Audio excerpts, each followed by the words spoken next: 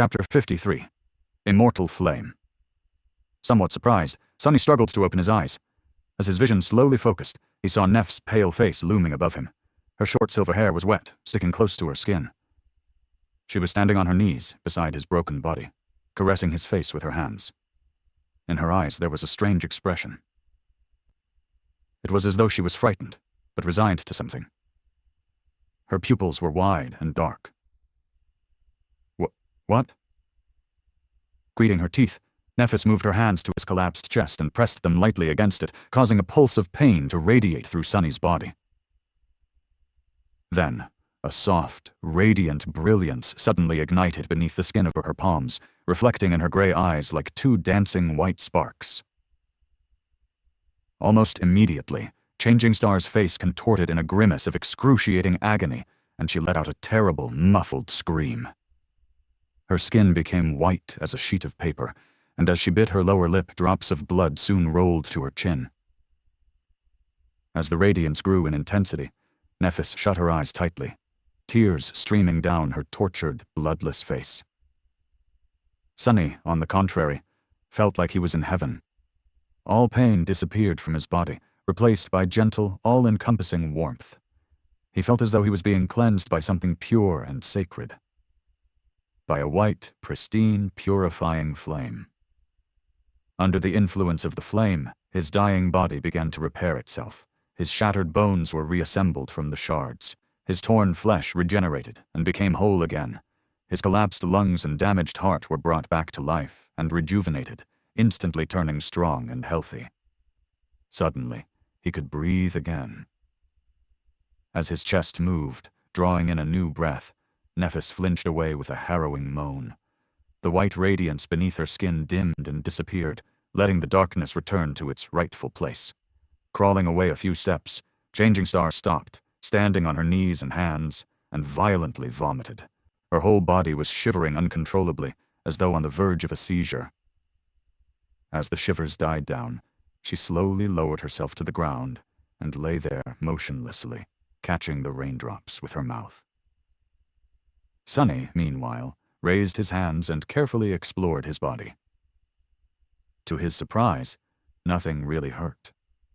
It was as though he was never wounded in the first place, let alone almost died. With the help of Nephis and her mysterious aspect ability, he was completely healed. It was a miracle. By the time the storm was over, it was already deep into the night. Sonny, Nephis, and Cassie huddled together for warmth and slept as though they were dead, too tired to make someone keep watch. If anything were to happen, the shadow would probably alarm them in advance. If not, so be it. They were just too exhausted to care. Luckily, the rest of the night went without incidents. In the morning, no one was in a hurry to make any plans or suggest leaving the cliffs. They just gathered some meat from the dead carapace centurion, and the scavengers collected the 2 soul shards and moved to the opposite side of the small island, afraid that the remains would attract some creature's attention. As it turned out, they were right.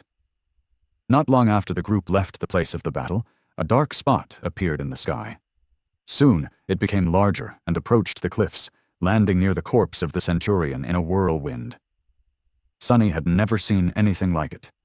The creature was massive in size, easily weighing twice as much as the carapace monster. Its body was white as a corpse and muscular, like that of a lion. It had 2 mighty paws in the back and 6 in the front, protruding messily out of its wide chest. Each ended with long, sharp talons.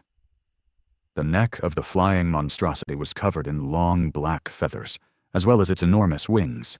Its head resembled that of a raven, with large, round eyes and a terrifying black beak. While they hid behind rocks, the creature feasted on the dead centurion, easily breaking its carapace apart with its talons and beak. Then, satisfied, it grabbed a few scavenger carcasses with its paws and rose back into the air, creating a small hurricane with each flap of its black wings. The creature left the cliffs and flew back the way it came. It was moving west. Following the black dot as it disappeared into the distance, Sonny sighed. Neph, what do you think that thing is? Nephis was also looking at the sky. After a few seconds, she lowered her gaze. I have no idea. Sonny simply nodded and went about his business. He still had to perform his 1,000 strikes. After making a fire, they roasted the centurion's meat and had a delicious, hefty breakfast. Then, stuffed, the three of them lied down and lazily rested. After fighting against 2 scavengers at once, running away and barely surviving the sudden flood, climbing tall cliffs in the middle of a storm, and battling an awakened monster all done in a single day, they deserved some time off. Plus, Sonny needed to sort himself out. Truth be told, he was feeling a bit strange. The reason for this was not his traumatic near-death experience, although it had a lot to do with it. The thing was that, after the unexpected epiphany he had while trying to fight against the deathly mind fog, Sonny felt as though he had been changed. Because the clarity he gained never went away. It was still here, at the center of his being. He felt as though his very way of thinking and perceiving the world was now completely different. It was stark, streamlined, and dauntless. Sonny felt that he had become calmer. He was now able to think much faster and act without hesitation. Many things that previously seemed obscure and frightening suddenly became predictable, and thus surmountable. It was as though he had discovered an underlying order to the world that wasn't there before. That inner understanding gave him an advantage that was hard to explain with words. In a sense, this change was even more profound than the transformation of his body at the end of the first nightmare. He felt that he had made a big leap in his combat ability and overall power, even though it wasn't tied to the number of consumed shadow fragments or unlocked aspect abilities. Looking at the sky, Sonny wondered if this was how Nephis always felt. Probably. Mastery of the body, mastery of the mind, right? He was still far away from being a master, but it felt as though he was on the right track. Sometime later, Sonny approached the western edge of the cliffs. Nephis was sitting there, her feet dangling over the edge. She was looking west, lost in her thoughts. He sat down beside the silver-haired girl and followed her gaze, trying to guess what she was thinking about. Just like always, he failed. Changing Star was hard to understand. Sonny shifted, feeling incredibly embarrassed. Finally, he gathered his courage and said, "You saved my life twice yesterday."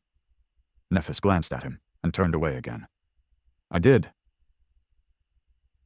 He hesitated, trying to find the correct words. In the end, he couldn't come up with anything, and simply said, "Thank you." This time, she looked at him a bit longer. Her face was calm and indifferent. "There's no need to thank me. Without you and your shadow, we would have drowned before reaching the cliffs or been torn apart by a large group of scavengers after stumbling on them in the labyrinth." After that uncharacteristically long sentence, she fell silent and added after a while, "We're allies." Sonny nodded, knowing that she was right. Still, Nephis went above and beyond to keep him alive. Even if he had also done his part, not everyone would have gone to such lengths to return the favor. However, he didn't say anything about it, mostly because he could already imagine her answer. Staring right at him, she would stay quiet for some time, and then say something like, "I just wanted to," or "It is what it is," in a flat tone. And then there would be an awkward silence. With a subtle smile, Sonny looked away. A minute or two later, he said, "It's you, Flaw, isn't it? The pain you feel every time you use your ability?" Nephis was silent for a while before answering. Then, she simply said, "Yes."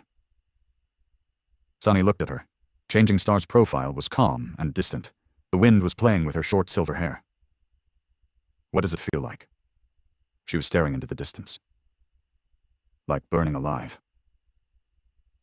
He sighed, trying to imagine what kind of suffering someone being burned alive would have to endure. As always, the spell was vile and cruel. "I'm sorry," he said quietly after some time. Nephis shrugged, not turning her head. "It's just pain." Sonny looked away, trying to hide his expression. Just pain. These might have been the saddest words he had ever heard.